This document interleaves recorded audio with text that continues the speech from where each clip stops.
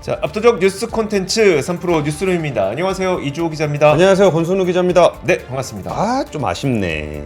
뭘 또 아쉬워요, 이게. 2700 좋은 거지. 코앞까지 갔는데 좋은 거지. 갑자기 금요일인데 조금 더 올려가지고 3000 찍고 2700 찍고 끝냈으면 그쵸. 얼마나 좋아요. 아유, 그렇긴 한데 좋잖아요. 얼마나 힘이 납니까? 그러니까 지금까지 우리가 왜 쟤네만 가나 하면서 미국을 바라보고 있던 것에서 야, 역시 우리도 간다라는 마음을 저기 갖게 오늘 해줬어요. 아침 뉴스삼 시간에 네. 그 버핏이 뭐 무엇을? 화장품하고 네. 뭐 항공우주인가 뭐 샀다 그러길래 네. 뭔가 이렇게 뭐 하는 회사인가 봤더니 그 화장품 유통하는 회사길래 네. 유통하는 회사면은 뭐 그 되게 비싼 화장품 파는 데도 아니고 그럼 중저가의 강자 누구냐? 네. 그럼 뭐 또 한국에 그런 거 아니겠냐? 우리나라 그랬는데 공급망이 좀 좋습니까, 진짜? 와. 그때 오늘 또 화장품 회사들 저 시원하게 또 올라주더라고요. 네. 그러니까 왜 우리는 꼭 그렇게 남이 뭘 해줘야 그 진가를 알 수 있을까요? 그게 무슨 말이에요? 그러니까 버핏이 사야 그 진가를 더 알게 된다는 거지. 음... 이미 잘 팔리고 있는데. 그러게요. 그러니까. 알겠습니다. 자, 그러면 오늘도 뉴스 하나씩 한번 보도록 하겠습니다.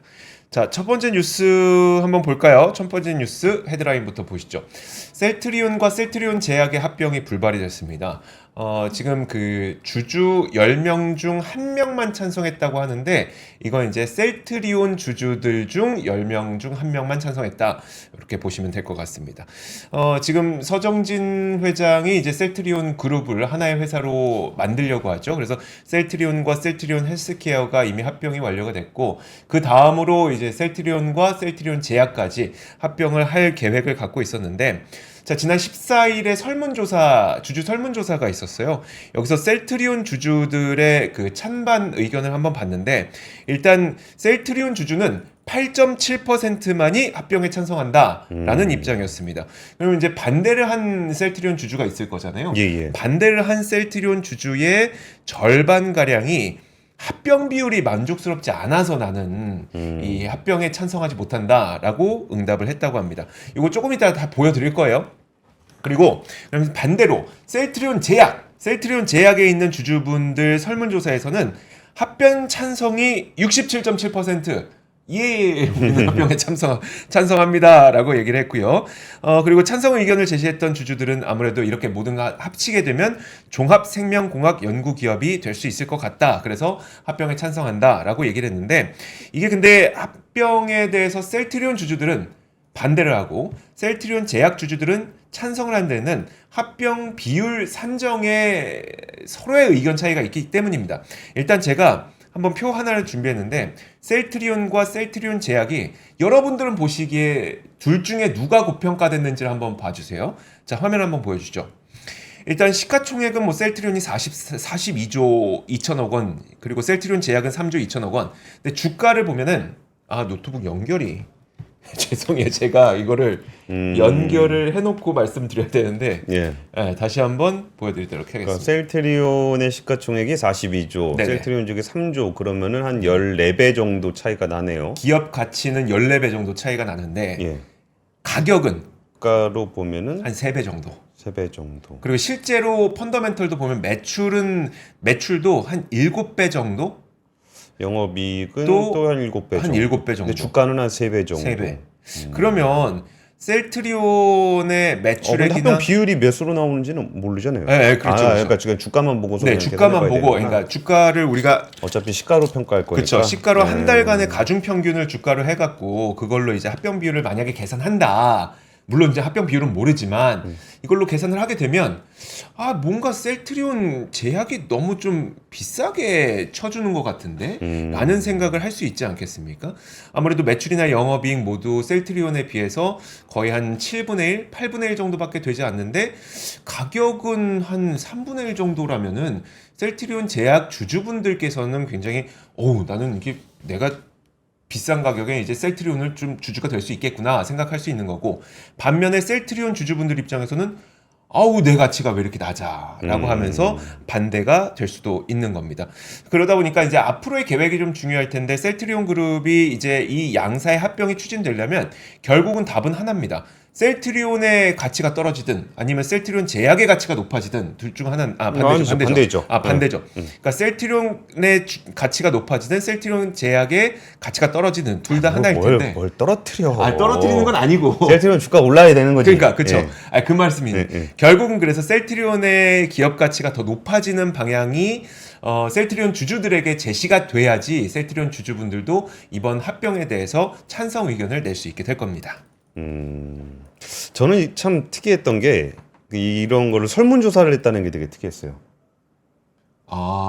그렇죠. 네, 이걸 사실 설문조사라는 거는 특별한 그 저기가 있는 건 아니잖아요. 뭐 제약 조건이 있는 건 아니잖아요. 뭐 의무도 아닌 거죠. 네, 의무도 아닌데 물어봤는데 참 셀트리온이 뭐 저랑은 옛날에 좀 약간 애증의 관계가 좀 있었습니다. 왜요? 그러니까 셀트리온에 대해서 좀 아시는 분들은 예전부터 보시던 분들은 아실 텐데 이 셀트리온 주주분들도 장난 아니에요. 강하시죠. 굉장히 강한데 거기에는 또 이제 셀트리온이 만들어지고 성장하는 과정의 스토리들이 좀 있어요. 네. 그래서 서정진 회장이 항상 얘기했던 부분이 그러니까 셀트리온이 이제 바이오 회사잖아요. 근데 네. 바이오 회사라고 예전에 바이오 회사라 그러면은 자금 조달하기가 진짜 힘들었어요.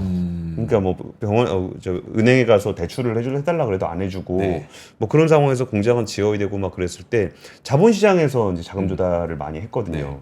그러다 보니까 누구보다도 자본시장에 대해서 좀 애정이 있는 회사가 또 셀트리온입니다. 네. 근데 그러다 보면은 좀 약간은 좀 자본시장을 너무 이용하는 거 아닌가, 약간 좀 선동적인 거 아닌가 이런 것들도 좀 있었고, 네. 그래가지고 뭐 이래저래 비판도 받고 그러면 또 이제 주주들도 워낙 거기에 똘똘 뭉쳐서 셀트리온을 잘 키워보자, 우리나라에 제대로 된 바이오 회사 하나 만들어보자, 네. 뭐 그러면서 성장했던 회사가 셀트리온이거든요. 네. 그래서 서정진 회장이 그 셀트리온 헬스케어와 셀트리온 그리고 셀트리온 제약을 합병하는 그 3자 합병을 추진하려고 그랬을 때도 사실 그 주주들의 요구가 좀 있었습니다. 그래가지고 이제 그 부분들을 좀 반영을 하려고 했었던 거고. 네. 그래서 셀트리온과 셀트리온 헬스케어는 합병을 했는데 셀트리온 제약에 대해서 주주들이 반대를 한다. 그러니까 이번에 안 하겠다라고 얘기하는 것도 어쩌면 이거는 사실 그 의결권이라는 것도 일종의 투표잖아요. 네. 그러니까 이렇게 투표를 2번 하는 모양새가 되기 때문에 뭐 사실 이렇게 설문조사라는 걸 굳이 꼭 해야 되는 그런 건 아닙니다. 그러네요. 근데 그럼에도 불구하고 이제 주주들한테 먼저 설문조사를 한 다음에 이게 뭐 찬성하는 사람이 10명에 1명밖에 안 됐다라고 얘기를 하겠지만 그 기권한 사람이 또 한 절반 돼요. 네. 근데 그럼에도 불구하고 이걸 무리해서 하지 않았던 부분들은 어쩌면 셀트리온이 가고자 하는 방향성을 좀 보여주고 있는 것 같아요. 이게 주주들이 원하지 않으면 네. 굳이 우리가 이거 하지 않겠다라는 거를 한 번 더 보여준 일인 것 같고요. 그러니까 이게 만약에 설문조사를 하지 않고 그러니까 의결권 투표를 들어가서 하지 않겠다라고 결정하는 것과 예. 설문조사로 하지 않겠다 결정하는 게 사실 결과는 같은 거잖아요. 그리고 이게 또 묘한 게 있는데 네. 그 설문조사를 어떤 방식으로 했는지 모르겠는데 이게 주식 수 비중으로 했는지 사람 수 비중으로 했는지 모르겠어요. 이게 주식 수 비중으로 하면은 기관 투자자들이 주식을 많이 가지고 있기 때문에 네. 이 비중이 커요. 의결권으로 투표를 하게 되면. 이거를 네. 근데 이거 사람 숫자로 하게 되면 그러니까 항상 그 공시 이렇게 보다 보면은 소액주주 숫자 비율로 보면은 소액주주가 많아요. 근데 의결권은 적거든요. 네네. 이게 주식수가 보유 주식수가 좀 적어서 그런데 그런 것들이 어떻게 됐는지는 모르겠는데 그런 의견을 꽤나 많이 반영을 합니다. 네. 그래가지고 예전에 한번 기억나는 게 서정진 회장님이 그 주주들한테 한번 승질낸 적이 있었거든요. 네네. 근데 그 부분도 약간 승질내기 뭐 이렇게 주주들한테 승질을 내고 그래 막 이런 생각도 들지만 되게 주주들의 의견을 좀 많이 들으려고 하는 네. 사람이거든요. 그러다 보니까 나를 왜 그렇게 생각하냐 이런 부분에서 좀 화를 좀 냈던 게 아닌가. 그런데 어쨌든 지금 그러니까 셀트리온 제약 같은 경우는 사실 저쪽입니다. 그 저기 케미칼 계열. 네네. 근데 그거를 합병할 때 사실 그 셀트리온의 그 밸류를 좀 더 높게 봐야 되는 게 이제 바이오다 보니까 뭐 그런 부분들을 좀 반영을 해서 그런 것 같은데 사실 이 문제는 결국은 이게 옳으냐 그르냐를 떠나서 주식회사의 어떤 그 거버넌스계에서는 주주들의 의견이 반영이 돼야 되는 거예요. 그렇죠. 그러니까 이게 그런 합병을 한 게 좋으냐 하지 않은 게 좋으냐 같은 경우는 이제 주주들을 설득해야 되는 문제고 네. 그 부분에서 주주들이 별로 원하지 않는다라고 했을 때 여기서 좀 한 발 물러선 것도 네. 어쩌면 그 셀트리온 특유의 그 주주 친화적인 태도도 영향을 미치지 않았나 뭐 그런 생각이 좀 들었습니다. 네. 예, 저 첫 번째 두 번째 그리고, 뉴스. 예. 네. 두 번째 뉴스는 그 에릭 슈미트 전 구글 CEO가 엔비디아를 추천을 했다. 추천했다고요? 예, 추천을 했다. 그러면서 그 CNBC 방송에 따르면 에릭 슈미트 회장이 스탠퍼드대 학부생들 강연에서 나 대기업들하고 얘기 많이 나누는데 네. 기업들이 뭐 그 200억 달러, 500억 달러, 1000억 달러 필요하다고 얘기한다. 데이터 센터 구축하는데 돈 많이 든다. 라고 얘기를 하면서 데이터 센터 구축에 약 한 3천억 달러, 400조 원 들어갈 거다. 뭐 이런 식의 얘기를 좀 했다는 거예요. 네. 그러면서 그 데이터 센터 만드는데 필요한 비용 중에 대부분은 그 저기 엔비디아 반도체 사는데 쓴다. 네. 그러면서 이게 아무래도 좀 학부생 대상이다 보니까 약간 좀 이렇게 가볍게 얘기를 한 것 같아요. 네. 그러면은 우리는 뭐 해야 되죠?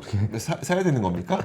그런 얘기, 그러니까 그런 얘기를 했대요. 3천억 네. 달러가 모두 엔비디아에 돌아간다면 주식시장에서 뭘 해야 될지를 알지 않냐? 그러면서 뭐 그러면서 또 빠져나갈 구멍을 만들어야 되니까 네. 뭐 종목 추천한 건 아니고요. 뭐 또 이런 얘기를 또 했다라는. 투자의 판단은 여러분의 몫입니다. 막 이러면서. 그런 식으로 좀 네. 얘기를 좀 했다는 보도예요. 사실은 뭐 별 얘기 아니죠. 뭐 엔비디아 좋은 거 뭐 에릭 슈미트 회장만 알겠습니까? 네. 근데 여기서 그냥 한번 생각해봐야 되는 문제는 이제 하드웨어판에서는 확실하게 좀 정리가 된 것 같아요. 그러니까 엔비디아 반도체, 그러니까 반도체라는 하드웨어에서는 그 엔비디아를 이렇게 능가하거나 경쟁할 만한 기업은 없을 거다. 네. 이렇게 다양한 시도들이 있겠지만 당분간 아니면 혹은 꽤나 오랫동안은 엔비디아 GPU를 하드웨어적으로 넘을 기업은 없을 거니까 네. 굳이 이 부분에 대해서 노이즈를 우리가 신경 쓸 필요는 없는 것 같아요. 꼭 이런 시점 되면은 뭐 내가 엔비디아보다 뭐 전력 소용량이 얼마나 적고 뭐가 좀 많고 뭐 이런 거 얘기 나오면 별로 신경 안 쓰셔도 될 것 같아요. 아무리 새로운 스펙을 막 들고서는 뭐 우리 이번에 이런 거 할 겁니다 해도 예. 그러니까 그게 왜 그러냐면은 네. 기본적으로 엔비디아보다 전력 효율성이 조금 더 높다거나 네. 뭐 아니면은 저 속도가 조금 더 빠르다거나 그런다고 해서 엔비디아 반도체를 대체하지 못해요. 나머지 생태계들이 좀 있기 때문에 네. 엔비디아 관련해서는 좀 그렇게 보시면 될 것 같고 근데 사실 그 엔비디아만이 그렇게 되는가라고 네. 본다면은 어쩌면 지금 AI 반도체판에서는 좀 심플해진 측면이 있어요. 네. 왜냐하면 엔비디아가 이제 대세가 되면서 엔비디아를 능가해보겠다는 업체들이 엄청나게 노이즈가 있다가 네. 그 노이즈들이 이미 다 사라졌습니다. 그리고서 이제 그럼 엔비디아와 함께 할 수 있는 데가 어디가 있냐 그러면 SK하이닉스 네, 그렇죠. 그리고 TSMC 이런 데들이 있잖아요. 그러면은 사실 SK하이닉스 같은 회사는 이게 코스피가 아니라 미국 시장에 있었으면 지금도 주가 훨씬 높았을 겁니다. 그러니까 그러니까 SK하이닉스 주가가 지금 낮다는 건 아니지만 네. 이게 이제 그 가치에 비해서 그 독점적인 경쟁력에 비해서 좀 덜 평가받는다고 볼 수 있는데 그거는 다른 문제가 아니고 마이크론 같은 거하고 비교할 건 아니잖아요. 그렇죠. 그러니까 나스닥 시장이 그 우리나라 시장에 비해서 밸류에이션은 조금 더 약간 후하게 주는 경향이 좀 있잖아요. 그리고 걔네가 보기에는 네. 그러니까 사실 우리나라에 있다가 예를 들어서 뭐 어디라고 해야 되나 뭐 그냥 어디 뭐 듣도 보도 못한 나라 어디라 그럴까 뭐 이렇게 3% 나라에 네. 뭐 주식시장에 뭐 독점적인 기술이 있는 누군가 있다 그럴 때 네. 별로 관심이 안 가잖아요. 안 쳐주죠. 그러니까 예를 들어서 우리가 이제 화장품 얘기하더라도 미국에도 중저가 화장품 잘하는 종목 있을 건데 네. 그 종목 찾아보느니 그냥 한국 화장품을 찾아보게 되는 네. 것처럼 미국 시장 입장에서도 그럼 딜레마는데 어디냐라 그랬을 때 뭐 마이크론을 보게 되는 건 어쩌면 자연스러운 일일 거예요. 네. 근데 어쨌든 이렇게 파트너십이 엔비디아를 중심으로 한 하드웨어 플랫폼 같은 경우는 별로 의심할 필요가 좀 없는 그런 상황이 꽤나 이어질 거다. 네. 그러면은 그 다음에는 좀 어떻게 되냐면은 이게 경로를 좀 봐야 됩니다. 경로. 그러니까 어떤 식으로 경쟁을 하게 되는지에 대한 경로를 봐야 되는데 하드웨어가 아닌 방식으로 엔비디아랑 경쟁하는 업체가 나온다 그러면은 그거는 좀 말이 돼요. 엔비디아는 하드웨어 업체인데 엔비디아랑 하드웨어가 아닌 걸로 어떻게 경쟁을 합니까? 그러니까 하드웨어가 이렇게 있더라도 이거를 소프트웨어적으로 지원을 하는 그 뭐 쿠다 같은 거 있거든요. 네. 근데 쿠다 위에 또 이제 모델이 있고 그런 건데 뭐 대표적으로 오픈 AI 같은 경우는 엔비디아 GPU도 쓰고 AMD도 써요. 네. 근데 AMD를 쓸 때 이제 쿠다를 안 씁니다. 이게 쿠다가 없으면은 일반적인 수준에서는 뭐 예를 들어서 우리가 사진 편집을 한다. 네. 근데 포토샵을 직접 만들어서 할 수 있습니까? 없죠. 그러니까 우리 같은 사람들은 못 해요. 네. 근데 이제 엄청난 돈을 투자해가지고 사진 편집을 하는 사람 입장에서는 야 포토샵 기능 가지고 나한테 좀 부족한 것 같아. 내 포토샵 그냥 뭐 윈도우만 사서 쓰고 포토샵은 내가 만들게. 네. 라든지 아니면은 뭐 내가 직접 하는데 나 윈도우도 별로 마음에 안 들어. 네. 윈도우도 내가 직접 만들게. OS 만들게. 그런 기업도 있을 수 있거든요. 그렇죠. 근데 AI 반도체 판에서는 그게 가능합니다. 왜냐하면 워낙 사이즈가 큰 시장이기도 하고 그렇죠. 그리고 이제 그 시장이 초기이기 때문에 아예 표준화가 되어 있는 상황은 아니어서 뭐 오픈 AI만 하더라도 좀 모델이 좀 복잡하게 하긴 하지만 쿠다 없이도 해요. 네. 그러면은 그런 방식으로 경쟁하는 업체는 좀 나올 수 있어요. 하드웨어는 엔비디아를 쓰든 아니면 엔비디아 아닌 걸 쓰든 그 위에 이제 소프트웨어 패키지를 해서 최종 서비스 단까지를 통합하는 네. 그런 경쟁자에 대한 이야기라면 좀 귀를 기울일만 하겠지만 이게 뭐 굳이 하드웨어로 엔비디아랑 한번 비벼보겠다는 건 별로 관심 안 둬도 될 것 같다. 이런 얘기를 좀 드리고요. 근데 사실 이런 거에 대한 얘기를 드린 게 그럼 엔비디아 주식 사라 뭐 이런 거랑은 좀 다르고 네. 그러니까 이게 추세에 대한 이야기를 좀 드리려고 그러는 건데 그러면은 D램은 아니 HBM이 D램 쌓아서 만든 거잖아요. 그러니까 HBM도 HBM인데 네. D램 자체도 네. 이게 엔비디아가 독점이라 그러면은 D램은 과점이잖아요. 그렇죠. 그러면 지금 뭐 D램 좀 팔린다고 해서 뭐 새로운 경쟁자가 나타나서 네. 내가 D램 만들어서 경쟁 한번 해볼게요. 뭐 중국 정도나 그거 하지 그 누가 하겠습니까?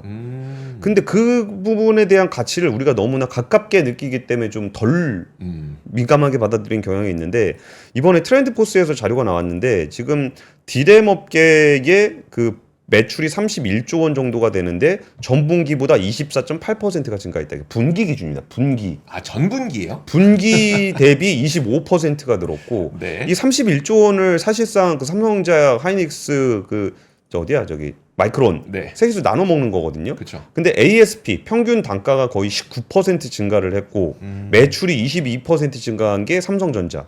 하이닉스는 훨씬 더 올랐겠죠. 여기는 HBM을 하잖아요. 그렇죠. 네. HBM은 D램 단가가. 한 개를 팔아도 한 5배는 받을 수 있으니까. 그러니까 매출이 거의 40%가 증가를 했다. 네.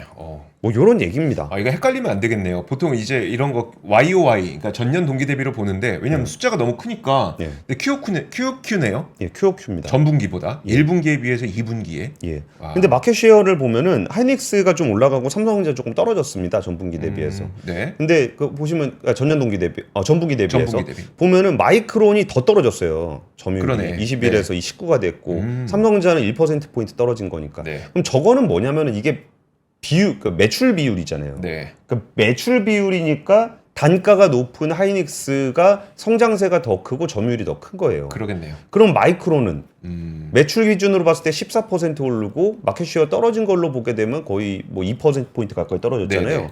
그러니까 D램에서도 안 되고 음. HBM도 안 되는 거예요, 마이크론이. 근데 이 추세가 엄청나게 좋으니까. 근데 주가는 왜 안 올랐을까? 뭐 7만 원 하던 거 그냥 8만 원 가잖아요. 한 번에 갔죠. 그러니까 네. 별로 이렇게 지수에 따른 영향을 받겠지만 이 D램도 그 정도의 경쟁력이 있다. 우리 네. 좀 가까이 있는 친구를 좀 소중히 하자는 얘기고 3분기. 네. 예. 아니 그냥 농담하려고 그랬는데 원래 부모님 말씀 별로 잘 안 하잖아요. 그리고 애들이 부모 알기도 우습게 합니다. 제가 가까울수록 말 안 돼요. 뭐 장관님이나 사장님도 애들이 말 안 듣고 맞아요. 아빠 무시한다고 우리는 존경하는데. 되게 상처받고 막 그러더라고요. 맞아요.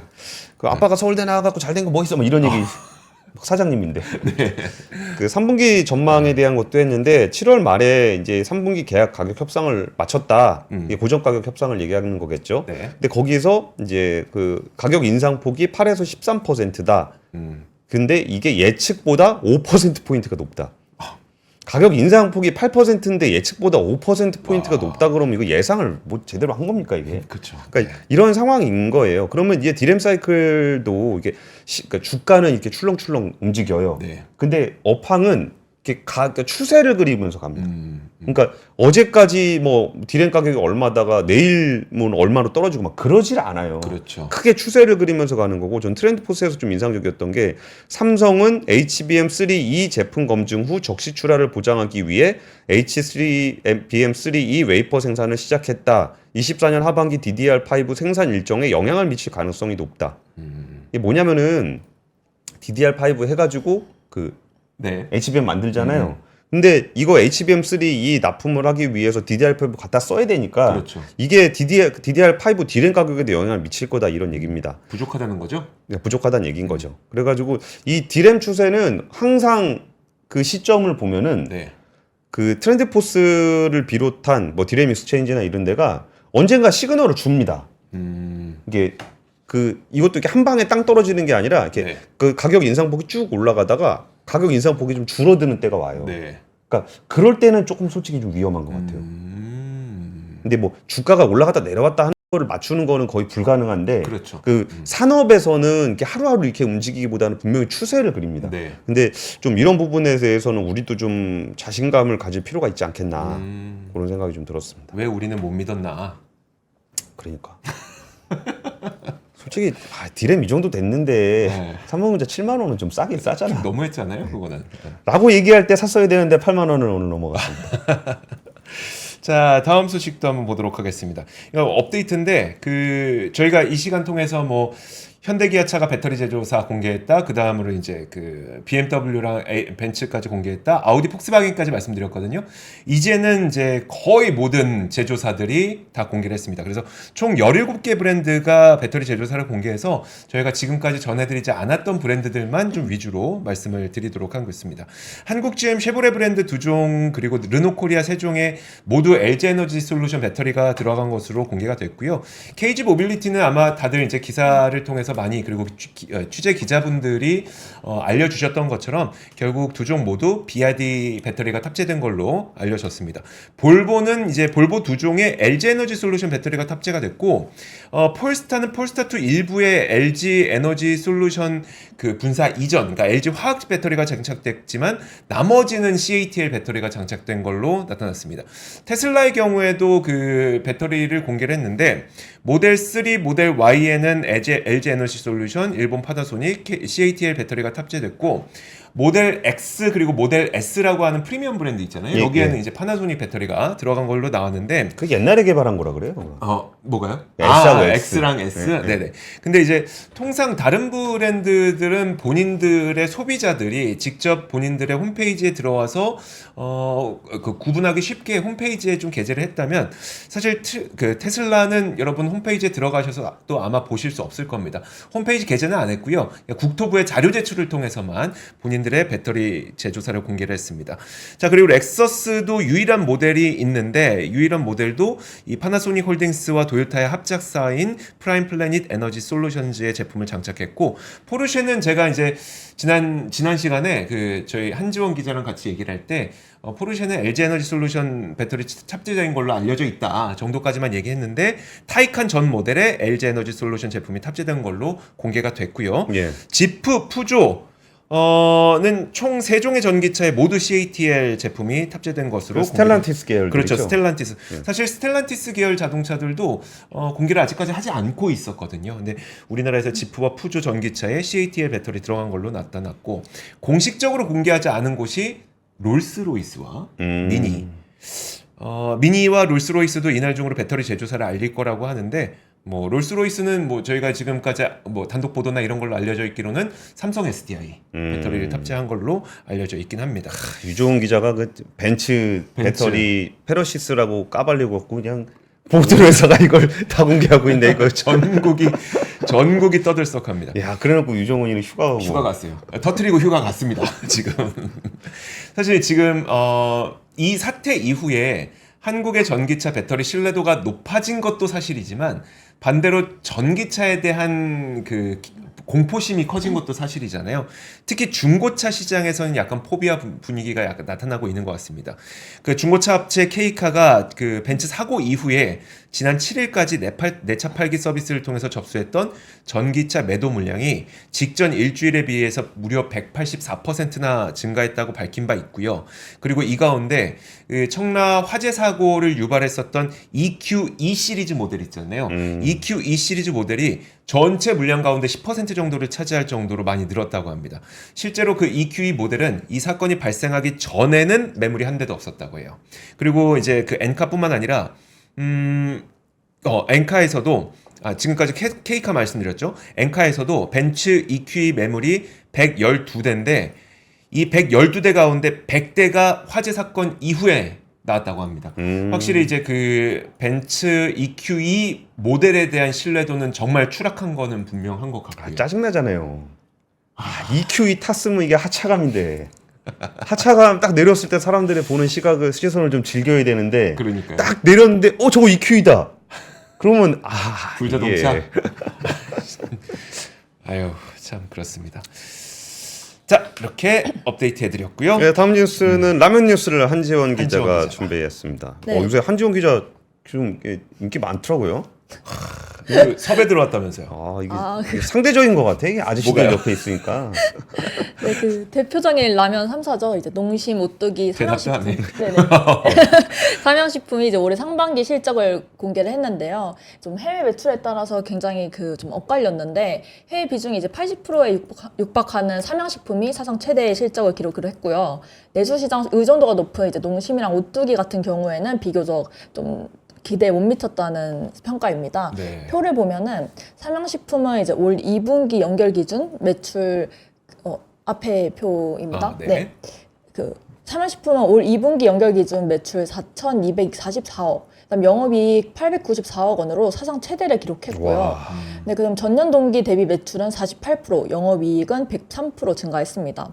근데 상반기 매출과 이제 영업이익도 사상 최대입니다. 품목 숫자가 농심이 훨씬 많을 건데. 네네, 맞습니다. 삼양이 영업이익이 거의 2배가 넘네요. 네, 불닭으로만, 불닭으로 네. 맞습니다. 불닭으로만 거의 이제 사상 최대를 기록을 했는데 이제 매출은 8,100원, 영업이익은 1,696억 원으로 이제 전년 동기 대비 각각 52%, 149% 늘었습니다.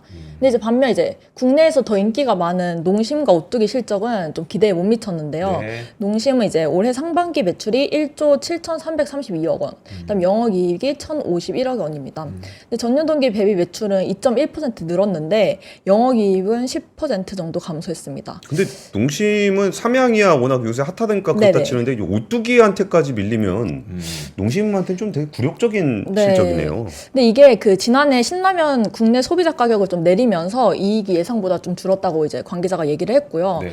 다시 표를 보여주시면은 오뚜기가 올해 상반기 매출이 1조 7,428억 원, 영업이익이 1,348억 원입니다. 근데 전년 동기보다 한 매출이 한 1.8%, 그다음 영업이익은 3.8% 늘었습니다. 근데 사실 2분기만 놓고 보면은 영업이익은 이제 전년 동기 대비 4.6% 감소를 했습니다. 같은 기간 매출은 한 0.6% 늘었습니다.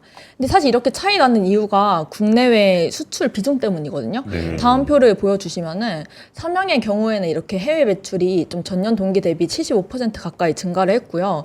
전체 매출에서 해외에 차지하는 비중이 거의 80% 가까이입니다. 네. 그래서 10개 중에 한 8개는 삼양 그 해외에서 해외에서. 팔린다는 건데 이렇게 사진을 보면은 미국에서 이제 까르보 불닭이 엄청난 인기래요. 네. 사실 그 2분기 실적에 큰 비중을 차지했다고 하는데 그 미국 유튜버 불닭 먹방 조회수가 1억 뷰를 넘을 만큼 엄청난 인기이고요. 와. 근데 또 보통 해외 수출국 대부분은 이제 까르보보다 오리지널인 불닭이 더 인기가 많은데 네. 근데 미국은 올해를 기점으로 까르보 불닭이 좀 매출 비중이 더 높다고 합니다. 그래서 전년 동기 대비 125%좀 증가를 했습니다. 근데 반면 이제 농심의 국내 매출 비중이 76.4%거든요. 농심은 내수 매출이 네네, 76%. 국내가, 네네. 근데 오뚜기도 이제 전체 매출에서 해외 매출이 차지하는 비중이 한 10%도 안 되는데, 근데 농심과 이제 오뚜기 입장에서는 당연히 이제 해외 매출에 좀 신경을 써야겠죠. 네. 그러면서 이제 아까 사진을 보시면은 그 프랑스 까르푸에서 이제 농심이 신라면 팝업 스토어를 열어서 이제 이벤트를 하는 모습이고요. 뭐 이런 팝업뿐만 아니라 이제 농심은 해외 매출을 늘리기 위해서 여러 생산 기지도 구축을 하고 있습니다. 오는 10월에는 미국 캘리포니아에 이제 이 공장을 준공하고 있고요. 그리고 이제 또 새 라인이 가동되면 미국 법인에서는 연간 라면 생산 능력이 8억 개 정도인데 이제 10억 개로 늘어난다고 합니다. 그리고 이제 오뚜기도 최근 그 외국인이 발행하기 쉽도록 이제 영문 표기를 좀 바꿨거든요. 아, 그래요? 네, 아까 보여주시면은 네. 네, 오른쪽에 제가 표기를 해놨는데 오뚜기에서 이제 네, 한국적인 표기네요. 네. 오또기. 네, 저렇게 이제 바꾸면서 좀 해외 시장 공략에 이제 속도를 내고 있습니다. 사실 그 김정수 부회장님을 지난해에 인터뷰를 작년에 네. 인터뷰를 했었잖아요. 했었죠. 네. 그때 이제 제일 좋아하는 제품이 뭐냐 그랬더니 까르보 불닭. 아, 그 당시에 그렇게 이라고 말씀하셨군요. 그렇게 얘기를 했었어요. 근데 저는 까르보 불닭보다는 오리지널이 더 맛있긴 하던데 네. 이게 좀 너무 매워서 그렇죠. 네. 그런 거가 아닌가. 오리지널이 맛있지만 못 먹잖아요. 까르보는 너무 덜해도 매워. 먹을 수 있잖아요. 그러니까 네. 그래가지고 참 뭐 잘 될 거라고 생각을 했는데 네. 정말 크게 네. 잘 됐네요. 잘 키운 딸 하나 열아들 부럽지 않다고 진짜 이 그 효자 품목 하나가 이렇게 큰 성과를 내는 것도 참 흔치 않은 것 같습니다. 제가 되게 올드 패션인지는 모르겠는데 참 농심이 좀 그러니까 농심이랑 CJ 제일제당이 좀 안쓰러워요. 왜요? 아니 진짜 약간 저기 같아. 원더걸스 같은 느낌 있잖아. 아 진짜 그 현장 가가지고 막 전 세계 곳곳에서 어떻게든 세계화 시켜보려고 그렇게 가진 노력을 했는데 네. 원더걸스가 이제 미국을 막 다 돌아다니면서 행사하다가 지역별로 다 돌아다녔. 네, 그냥 한국에서 이렇게 맞춤 추던 싸이는 갑자기. 그냥 유튜브 스타가 되고 그런 농심은 지금 실적에서 밀리는데 불닭은 사실 불닭은 수출이잖아요. 해외 생산이 없어요. 네. 근데 갑자기 유튜브에서 터져가지고 이렇게 막 엄청나게 되니까 네.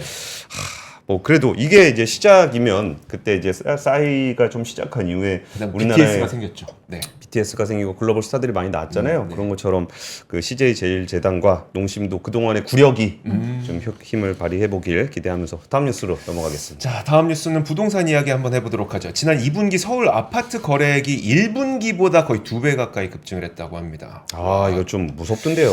굉장히 좀 많이 늘었죠. 그리고 7월 그 서울 아파트 매매가 상승률이 55개월 내 최대를 기록하고 있다고 해서 와 이거 좀 심상치 않을 정도로 가파르게 그 아파트 가격과 그 특히 이제 서울의 아파트 가격과 서울의 아파트 거래가 많아지고 있다라는 생각이 좀 듭니다.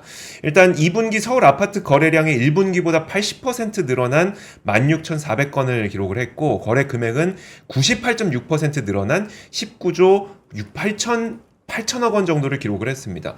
지금 전국 부동산 거래 금액이 2년 만에 뭐 100조 원을 돌파했는데 이거는 뭐 전체 부동산 거래 금액이 다 포함된 거니까 그 중에서 서울 아파트 거래 금액이 지금 이 부동산 거래 금액을 거의 다 이끌었다고 보시면 될 것 같습니다.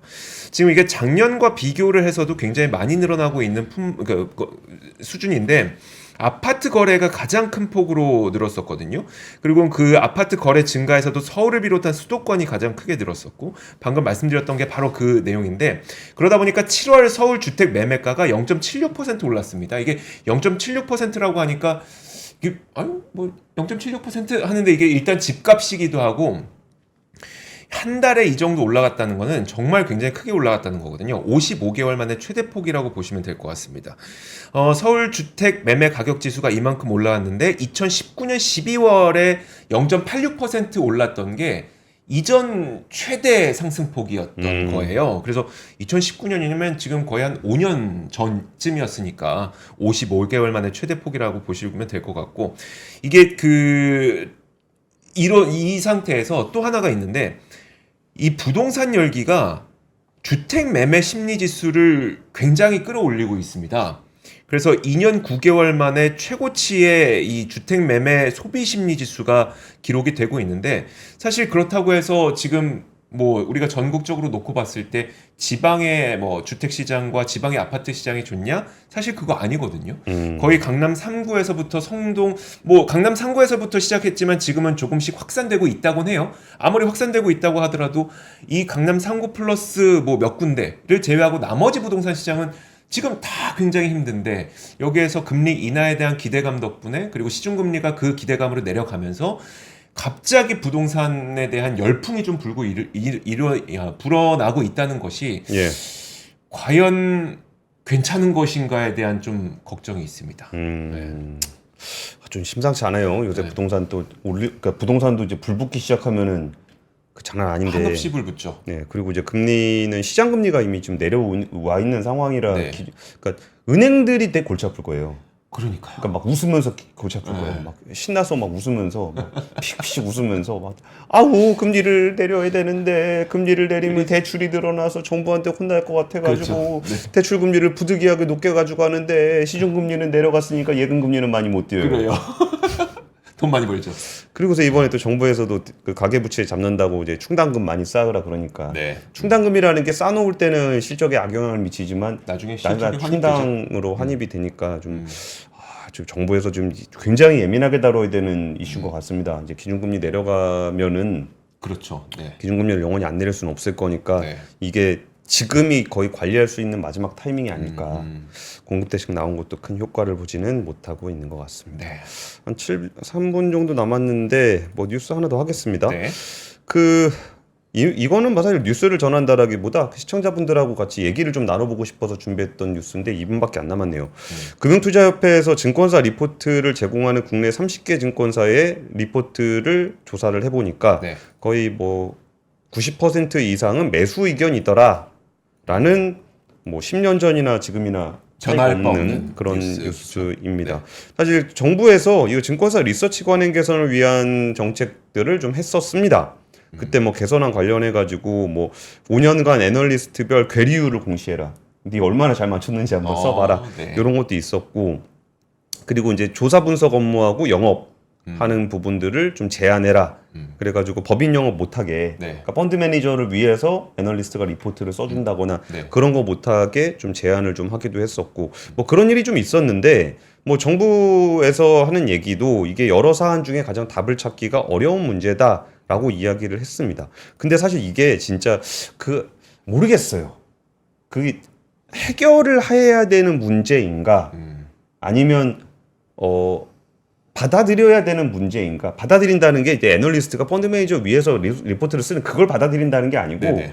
이게 애널리스트가 기본적으로 이제 커버하는 종목이 이렇게 한정돼 있잖아요. 네. 그러니까 문제가 좀 있는 기업이라고 그러면 보통 커버를 잘 안 합니다. 그렇죠. 네. 그러니까 커버를 안 하는데, 커버를 안 하면 그냥 매도잖아요. 네. 그리고 이제 기관 투자자들의 특성상 뭔가 좀 안 좋다고 해서 주식을 하루에 다 팔거나 그러질 않아요. 네. 그러니까 매수를 그러니까 주식을 산다는 건 오를 것 같으니까 주식을 사잖아요. 네. 근데 그 중에서 어떤 거는 많이 오를 것 같고 어떤 건 적게 오를 것 같고 그럴 때 그러니까 비중 조절을 하잖아요. 네. 그러니까 이게 매도라는 말을 그렇게 잘 쓰지는 않습니다. 왜냐하면 포트폴리오를 아예 비우는 경우는 별로 없으니까. 네. 그러면은 그거를 근데 애널리스트가 뭐 오늘은 매수 썼다, 어제는 매도 썼다, 이것도 좀 이상하단 그렇죠. 말이에요. 네. 근데 주가는 매일매일 움직이기 때문에 이거를 커버가 뭐냐, 리포트 쓰는 걸 커버라고 합니다. 애널리스트가 리포트를 쓰는 거, 그러니까 네. 분석 대상을 삼는 거를 커버라고 얘기하는데, 네. 그래서 그런 부분들을 애널리스트한테 이제 잡고서 매수 써라. 네. 그리고 또 이제 매도 쓰면 또 막 항의 전화하고 뭐 그런 일들이 뭐 비일비재하게 일어나고 있잖아요. 네. 그래서 과연 이 애널리스트한테 매도 의견을 뭐 매번 써라라고, 그러니까 매도 의견 리포트가 많이 나오는 게 과연 좋은 변화인지, 아니면은 이들이 이제 분석하는 내용들을 보면은 저는 매도 의견 거의 안 보긴 네. 하거든요. 그러면서 그 내용들을 보면은 되게 유용한 내용들이 되게 많습니다. 네. 그 판단을 할 수 그렇죠. 있는. 네. 그럼 그런 부분들을 어떻게 이용을 잘할지를 보는 부분들이 좀 필요하지 않을까라는 생각은 좀 드는데, 이 문제를 이렇게 문제 삼는 거는 사실 10년 전에도 문제를 삼았었고 지금도 문제를 삼고 있어요. 네네. 이런 보도가 나오는 거 보면은. 그래서 이 부분들을 뭐 어떻게 봐야 되나. 무슨 이야기를 좀 그 시청자분들로부터 들어보고 싶으셨어요? 근데 진짜 애널리스트 리포트에 매도 써 있으면 네. 그거 보고 진짜 매매를 하시는 분이 그렇게 많을까요? 이거 매수라고 써 있네. 그래서 매수하고. 이거 매도라고 써 있네. 그래서 매도하고 뭐 그런 분이 있을까요? 그런 그 실제 투자자분들의 어떤 그 심리를 들어보고 싶으셨던 거군요. 근데 솔직히 뭐 그런 생각도 들어요. 이렇게 네. 물렸는데 리포트에 매수라고 써 있어. 네. 핑계. 야, 이게 나. 아니 물론 그러니까 애널리스트의 몇몇 애널리스트가 이게 리포트 가지고 장난질 치는 경우가 가끔 사건 사고가 있잖아요. 네네. 그 부분을 옹호하는 거는 진짜 1도 그건 아니고 별개죠, 그건 1도 별개고. 아니고 네. 여기서 그 매수 의견 같은 경우에도 그 매수 의견을 보려면 괴리율 같은 거 있잖아요. 어느 정도까지 올라가 있는지 어느 정도 네. 내려가 있는지 뭐 이런 것들도 어쩌면 투자를 할 때 다양한 투자 판단의 요소 중에 하나인데 네. 그 부분들을 이렇게 애널리스트들을 뭐 어떻게 막 규제를 막 해가지고 야 일정 비율 이상은 매도 써 막 이런 그러면 안 되죠. 것도 좀 이상하고 그러니까 다양한 투자 판단 중에 하나로서 우리가 좀 리포트를 잘 볼 수 있는 쪽으로 봐야 되는 게 좋지 않을까라고 저는 그렇게 생각하는데 네. 이게 투자자분들은 어떻게 생각하시는지 궁금하지만 여러분의 답변을 듣기에는 시간이 부족하니 박근영 부장님을 더 기다리고 계시지 않습니까? 그럼요. 자, 그러면 그러니까 앨리스 정님이 딱 그 얘기하시는데 타겟 프라이스 하향하면 매도 리포트 아닌가요? 그러니까 이게 사실 문법이 다른 측면도 분명히 있는 것 같습니다. 그리고 TP를 낮추면 그 다른 쪽에 TP도 높은 쪽을 비중을 높이면 되잖아요. 네네. 그러니까 그런 맥락이 좀 있다는 그러니까, 거죠. 그러니까 그게 문법이 다르다는 네, 거죠. 네. 우리가 사용하는 문법과 그들이 이제 밸런싱하는 문법은 완전히 차이가 있는데 그걸 모르는 투자자 입장에서는 아 매수구나라고 생각할 수 있는 그런 차이도 있다는 거죠. 네. 자, 그러면 저희 3프로 뉴스룸은 여기서 마무리를 짓도록 하겠습니다. 또 주말이 찾아왔네요. 여러분들 주말 잘 보내시고 저희는 월요일에 오겠습니다. 고맙습니다. 감사합니다. 박근영, 이선영, 사경인, 염승환 투자 마스터들의 세심한 케어로 건강한 투자 습관을 만드세요. 3프로 멤버십 3프로 앱에서 확인하세요.